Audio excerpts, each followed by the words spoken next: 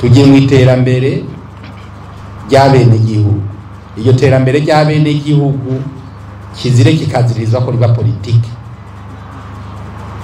Banya kubaho mujerwa amadepartement, mwirinde gutanga inyishu za politike. Wewe uri umuhinga, kora akazi k'ubuhinga. Ibyansi uvuge ko byanse, mugabo ntuvuge ngo tuzobirabe ejo atana kimushoboye. Dutange inyishu z'ubuhinga. Ku mutumba uyu nta mazi ahari, tureke kuvuga ngo ivyigwa vyarabaye ngo amazi eka bakubajije amazi ariho ku mutumba uyu, vuga uti ntayariho. Kandi niba atayamirije kuza uvuga uti ntayimirije kuza mu gihe hatoba utundi twigoro. Apana kuvuga ngo tuzoraba mu misi iza ngo kwa amazi yoboneka. Eka uzora mu misi iza urafite ivyigwa, urafite uri karayakwega.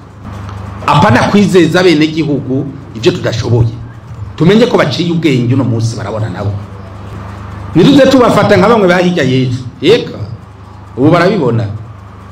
Arakubaza ikibazo ukibaza ngo nta nyisha afise, kumba arayifisha.